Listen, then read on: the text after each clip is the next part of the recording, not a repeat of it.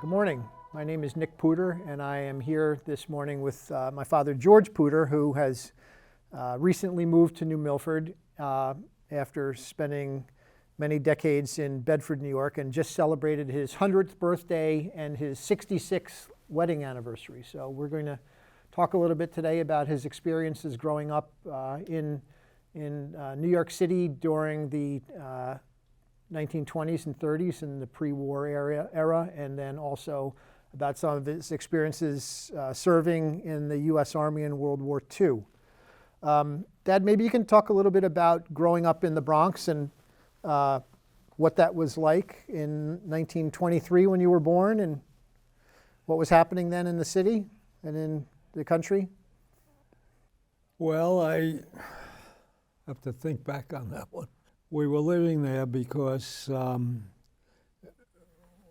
my father was trying to support his family, and we had to live in a place like that growing up. And I went to school in Bronx schools that weren't particularly wonderful.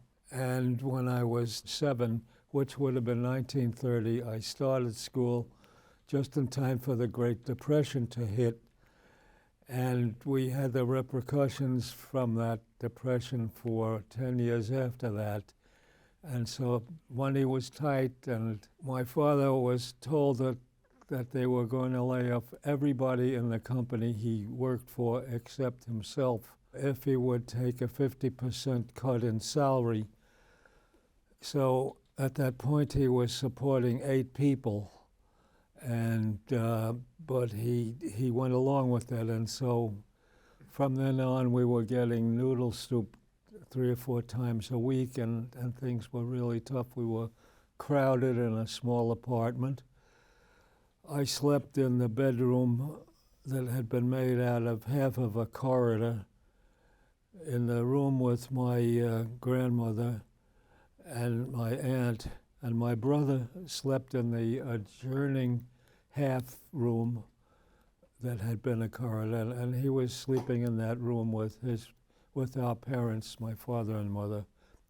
Yeah, so you didn't have a bedroom of your own until you moved to Mount Vernon, and then you had your own rooms there, right? No, yeah, that's true.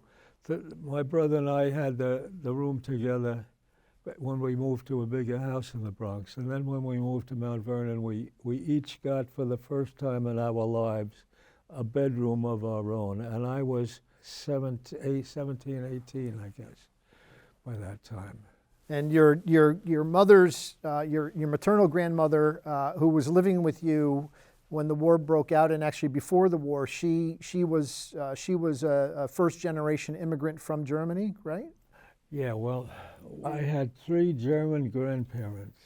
I had my mother's parents, and my father's mother was German. But I do want to get in, that especially if you're recording this, that my grandmother was vehemently opposed to Hitler and used to listen to all his speeches and contradict him in German and bang on the table and fury listening to him, and was totally opposed.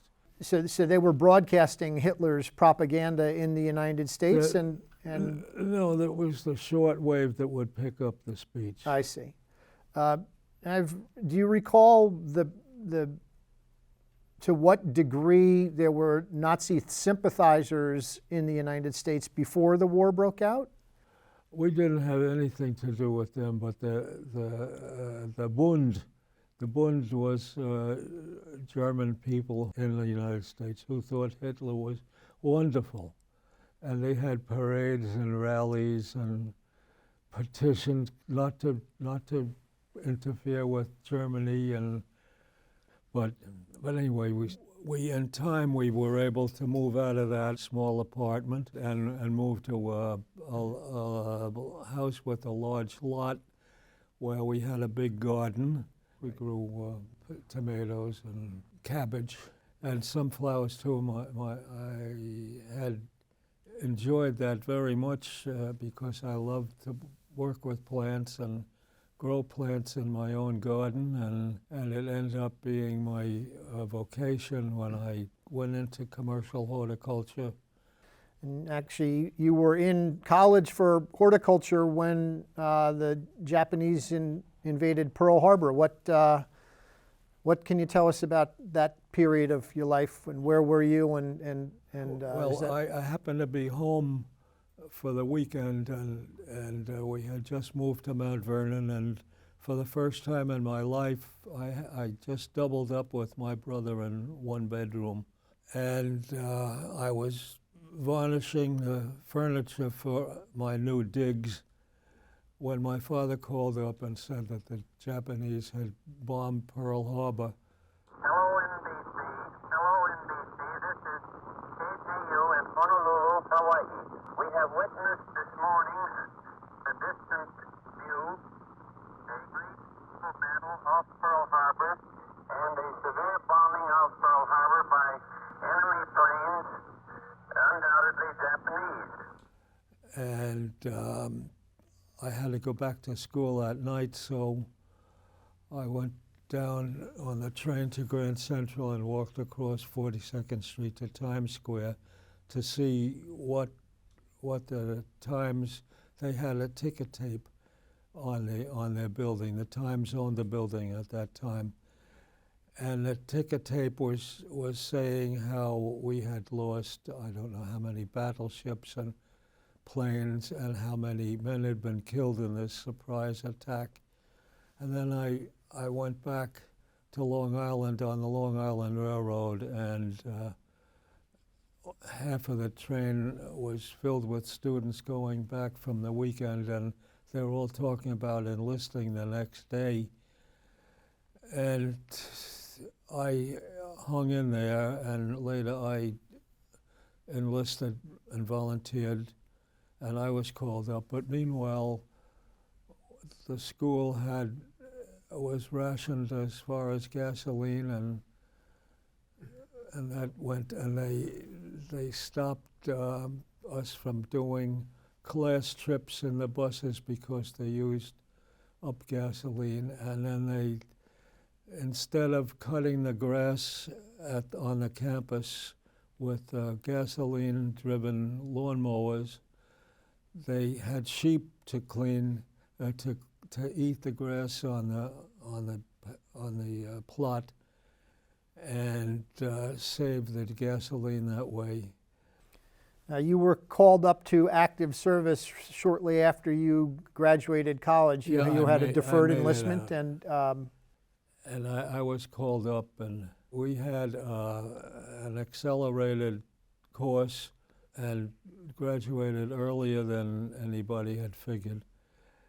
And there was a gap between my graduation and the time I had to go in and serve in the Army. So I thought I can't hang around the house and do nothing. And I had heard that there was a greenhouse grower in New Rochelle near us who was looking for help, and so I thought I'll go to work if I can get the job there for a month or so, because it wouldn't be any longer than that. And I went up and talked to him, and when I saw the place, I fell in love with it. And he said that he was willing to employ me, knowing that I would only be there a month because he was so desperate for help. When the month was over and I had a report for duty on my last day at work, they called me into the office and they said that they wanted me to know that after the war that I would have a job there, good times or bad. And so, unusual for most of the people in the service who were abruptly severed from civilian life, I had a job waiting for me, which I took advantage when I got out.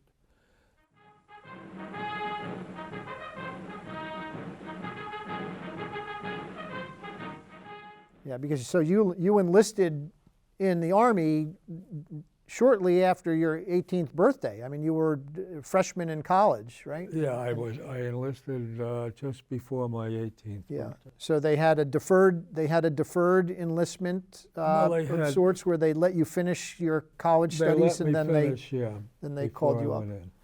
So one of the family legends that is told every birthday party is the story of your 21st birthday when you were on you were in I guess basic training and doing winter maneuvers in what is now the Shenandoah National Park.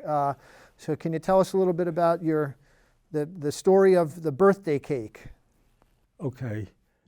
Well, I trained in the Corps of Engineers in Fort Belvoir, Virginia, which is on the Potomac River, and we had the basic training there was for several months. And to qualify, you also had to serve 2 weeks in sort of a winter maneuvers where we went up into the Shenandoah Valley and we had to operate up there as if we were in winter conditions and wherever we were going to be sent to when we got out of the training course. And so they lined us up, and coincidentally the mail came in at that same time, and so they decided they'll distribute the mail to us before we go up the mountain.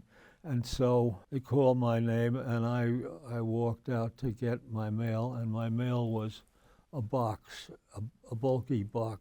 And when that happens in the Army, you're almost, what will I say, a target for everybody looking to share what's in the box. And so it puts you on the spot. You sometimes you get very little of the gift yourself because all your friends have eaten it. But anyway, I took the box and we went up the mountain. And when we got there, they said that you are going to camp here in the snow. So hook up your tent. What we had a backpack that held a raincoat and a blanket and half of a pup tent.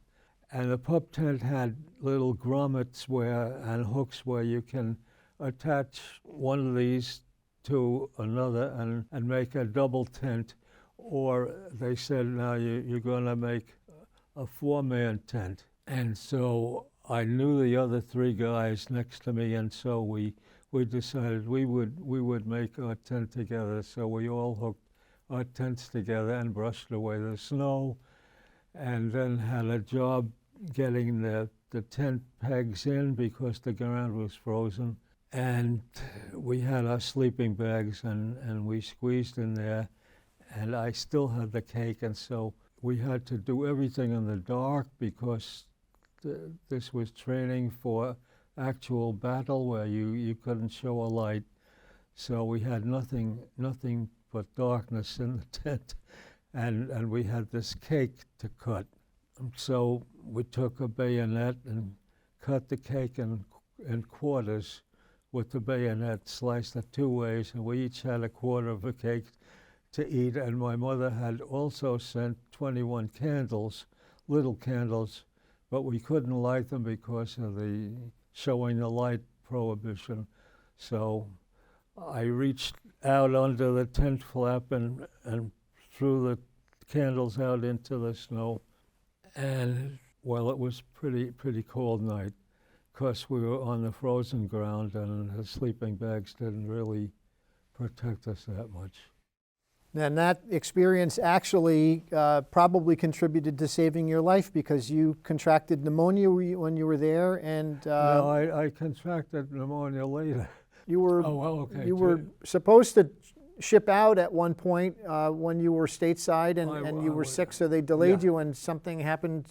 Okay, this is in Pennsylvania, Camp Reynolds, Pennsylvania, and I was supposed to ship out on May 1st on a ship that was later was torpedoed, and because I was in the hospital, they removed me from the list, and this was hush hush. It was censored. No newspaper could mention it, or there was no publicity on it either. The German Air Force had torpedo planes that sunk the ship, and everybody on the ship was killed. I mean, everybody, and the news was suppressed. And people in North Africa knew it because it happened right there. And when I finally got to North Africa, 10 days later on the next boat is the way I got there. And when I got there, somebody called to me, "Hey, Pouder, what the hell are you doing here? You're supposed to be dead." And it was somebody I had known in Fort Belvoir, and he told me the story and that it was strictly censored and they were not allowed to write anything home about it.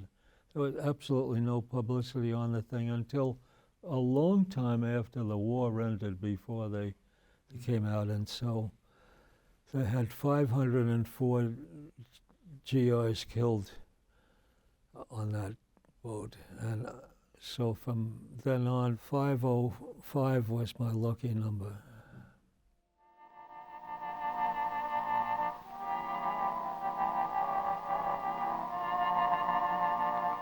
You then, following your time in North Africa, you were transferred up into the south of France, right? Yeah, I was in Marseille, and we were working on an oil refinery that the Germans had sabotaged. And I was sent to Antibes, which was a very swank resort town on the Riviera.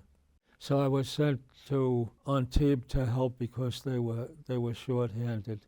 And you wound up befriending a family there. Who were they? The next morning I reported for work on the dock in Antibes, and I had been taking French lessons in the Army Language Institute correspondence course, so I had a smattering of French. And my officer said, you understand a little French.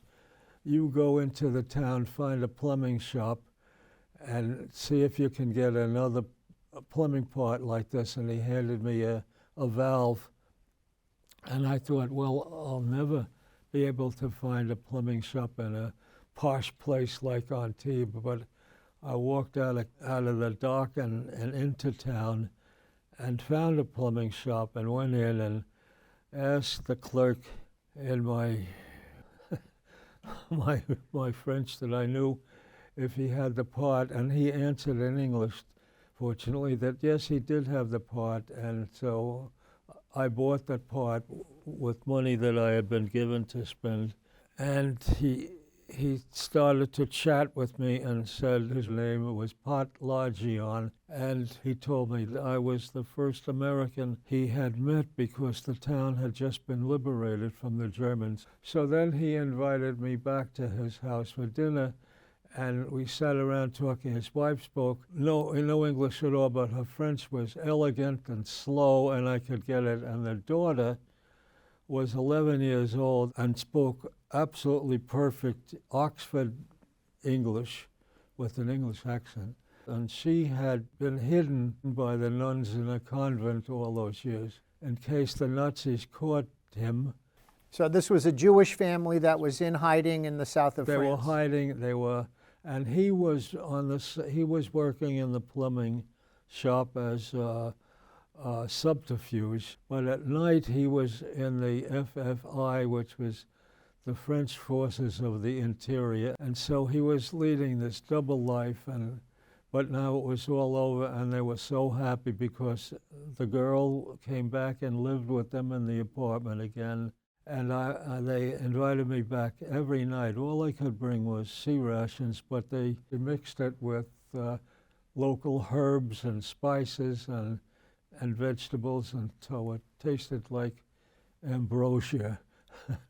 And then I wrote my parents that I had been rescued by a French family, and it was so nice to be welcome in a home again, and they were so good, and I was sharing everything I had with them. And of course I was giving them chocolate and cigarettes and besides sea rations, and they could barter all those things for other tangibles. And so my mother, who was rationed in the United States at the time, shared her rations with them and mailed them packages of things that she thought they might need, like sugar and chocolate and coffee, and then she would send vitamins so the little girl would have some nourishment. And she did this throughout the war, which still had a year to go, or more, year and a half to go. And even afterwards, she sent them food because things were always tight in France after the war was over. And we retained this friendship, and Evelyn became an expert on Byzantine history and became a professor in the University of Paris and wrote any number of books. She wrote the book. The book appears in English and in French, and it's called The Private Life. She gave me a copy in French and in English.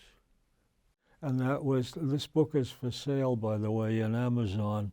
And all of the books she wrote, I think, are for sale on Amazon. And years later, she lectured in Princeton in the Byzantine Studies program where she was guest lecturer. And at that time, I went down to Princeton and picked her up and drove her to meet my mother, who she had never met, and watched a very emotional meeting there, and then drove her back to Princeton.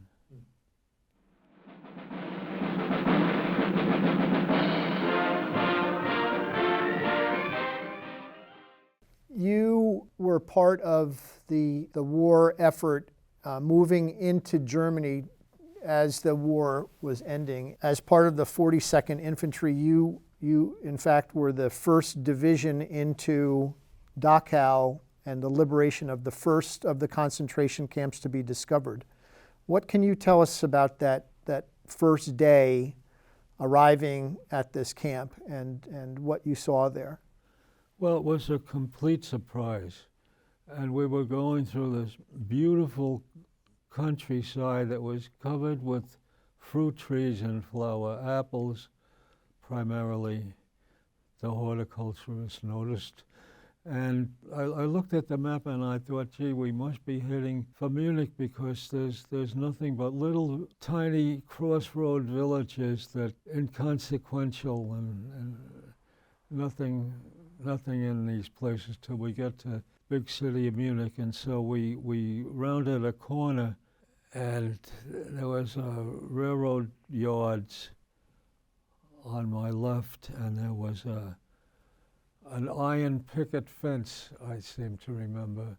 And so anyway, whatever the fence was, I could see right through it into this freight yard with all these boxcars with the doors open, and I could see what looked like bodies in prison uniforms in the boxcars, and then on the ground outside the boxcars were bodies of people in uniform that were just fallen out of the boxcar and died on the ground. And a few yards longer, and then we came to this thing that looked like a series of factories, but the factories, we thought, why do the factories have bars on the windows? Well, it's because it was Dachau, and people were pushing out the windows and the bars and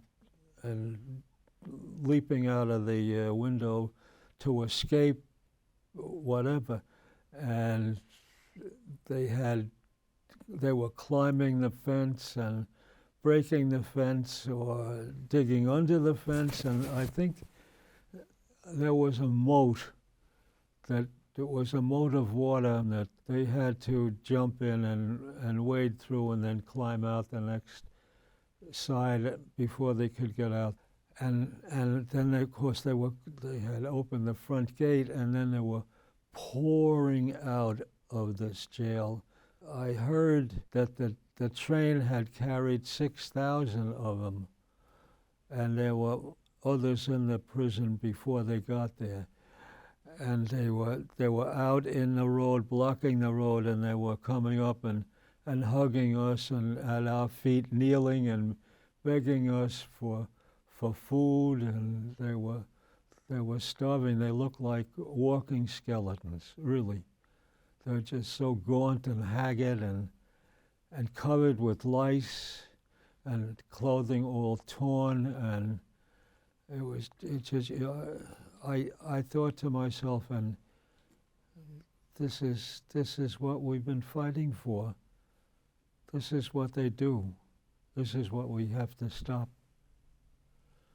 And they hugged us and begged us, and of course I emptied my knapsack and took all my food out and gave them everything I had, and then they started getting sick from eating this highly concentrated army food, and they were throwing up and falling on the ground and twisting and contorting.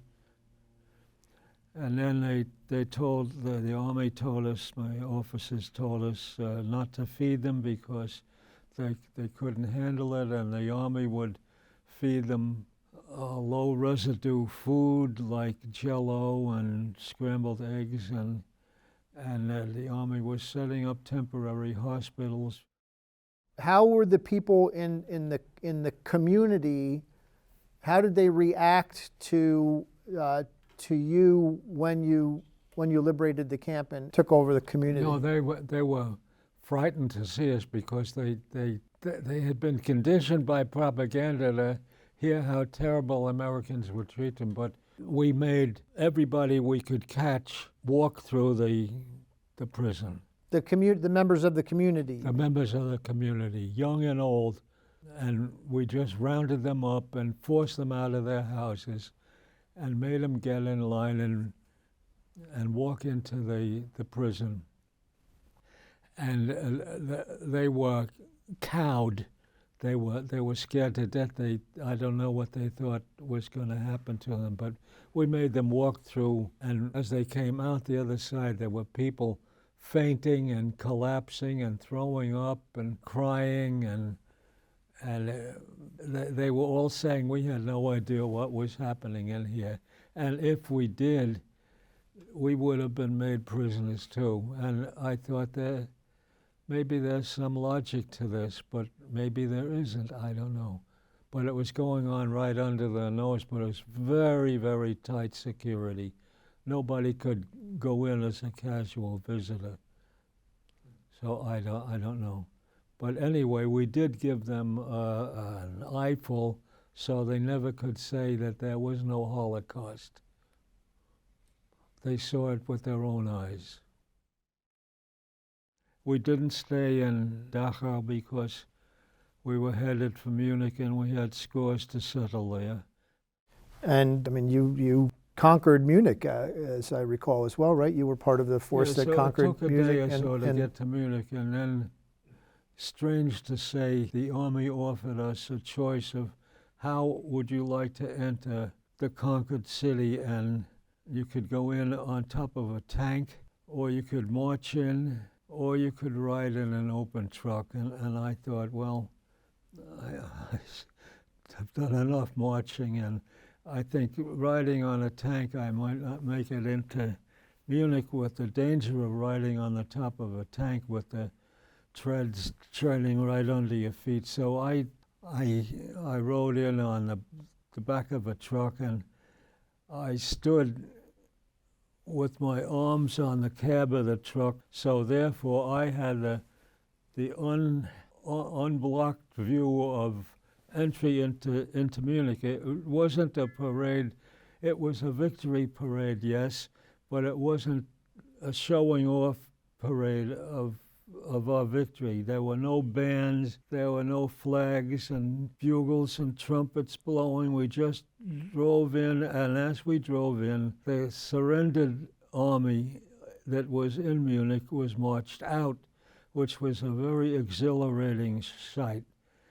So we saw them being marched out, guarded by our soldiers walking with loaded rifles as we drove by into Munich.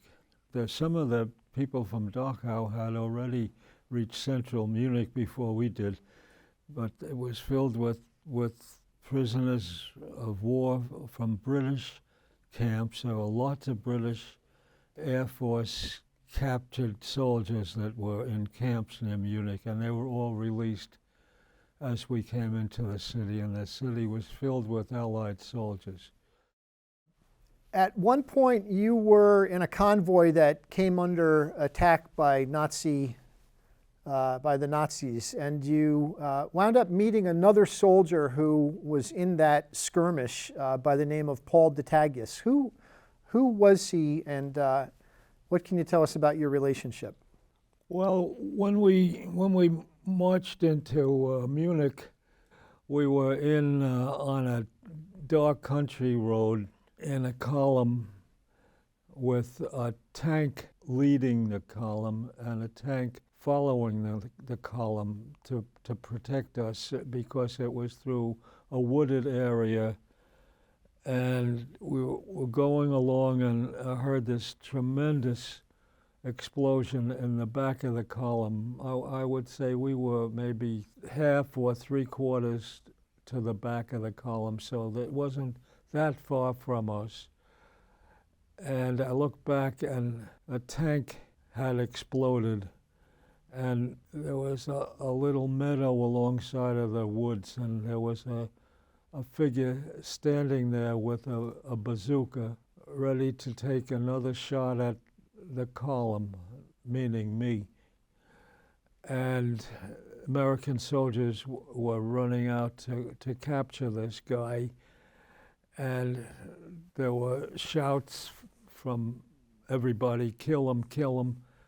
But an American officer ran out and said, no, you're not going to kill him, we're going to take him prisoner. And everybody was furious about this, but the officer had ulterior motives, because they would take this guy back and they would question him. So that's the background of the story. You have to fast forward to many years later, at home, at my greenhouse. We began to notice we had this man coming in, it seemed, every week and buying small amounts of flowers, and he had a foreign accent, and the employees remembered him, but nobody knew anything about him. So one day when he came in, I approached him and said, we had noticed you buying flowers so often, and may I ask, why are you doing this?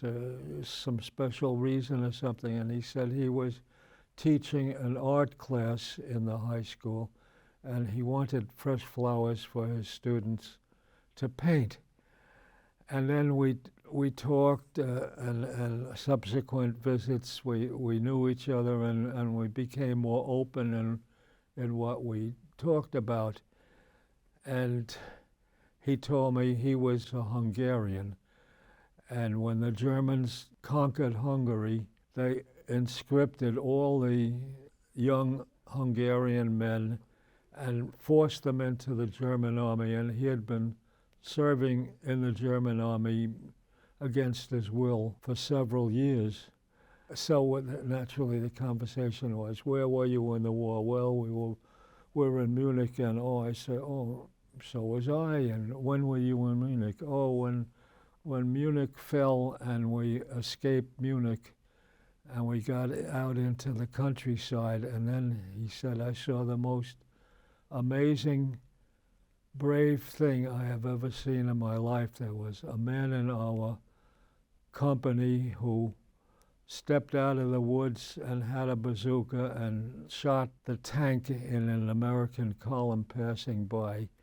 And he said the Americans didn't kill him, they took him prisoner. And I said, Paul, you know, you and I were in the same battle, and we looked at each other, and we both began to get tears in our eyes, because we both knew that we would have killed each other. And that's the story of Paul.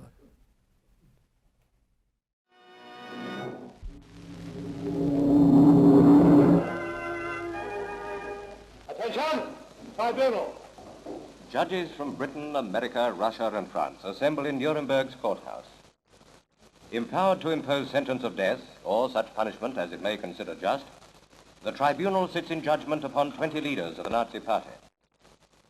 At the end of the war, after Hitler killed himself and the Nazis surrendered, you were assigned to, actually back in Nuremberg again, you were assigned to work at the prison during the Nuremberg trials. What was your role there? Well, I was transferred from the Rainbow Division into the Big Red One, the famous First Division that had this history of fighting in every war and with great valor. But I was assigned to a job in the Nuremberg prison, and in which we would go to the cells that the Nazi leaders were about to occupy, and we had to remove anything that they could commit suicide on, because we wanted them to go on trial and so that the world could see what the Nazis were like. And we had captured, I think, almost all of the Nazi leaders. We had Goering and Ribbentrop and a lot of minor Nazi leaders, and we had to go in the cells, and I had the cell that Goering would occupy, and one day I was in the cell removing things that he might kill himself with. And the way it turned out, he was the only one who did kill himself. We committed suicide because he had hidden a capsule of poison that he killed himself with the night after he was sentenced to execution. Anyway, the cell had iron hooks where prisoners had hung their clothing and anything that stuck out of the wall that they could hang themselves on. And the worst thing was a transom window with glass. The glass had to be removed from the window. I had to do that on a ladder. And I had to balance myself on the ladder and then take out the window with one hand, and of course you had to pry off the putty and get that out of the way, and then they usually had little nails holding the glass, and then I had to lift the glass out without breaking it, because they could use a sliver of glass to slit their wrists and commit suicide in that way. It was very difficult to do. And then after I had the glass out, we had to put a plastic, bubble plastic in the window so that it would keep the rain out. And so after we cleaned out the cells, the Nazis moved in, and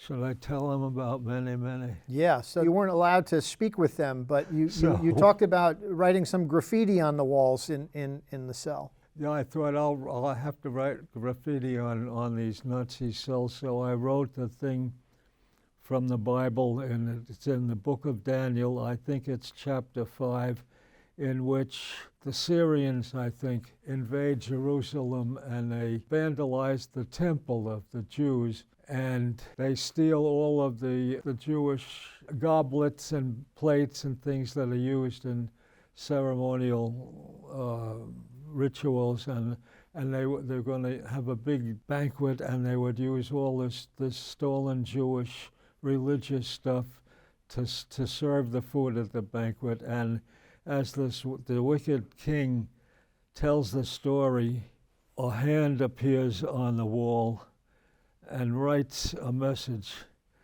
and the king doesn't know what it means, but he asks Daniel, I guess, and Daniel says it says mene, mene, tekel, God has numbered your kingdom and brought it to an end.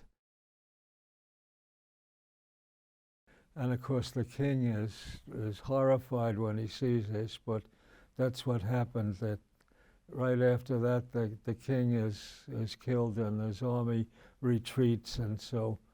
But I thought this would be great. I didn't know if any of the occupants would be Hebrew scholars or understand anything or were familiar with the Bible either. But anyway, that was my message. I wrote it with a charred stick that I picked up off the floor, and I wrote it on the stone walls of the prison. That was my contribution to the Nuremberg trials,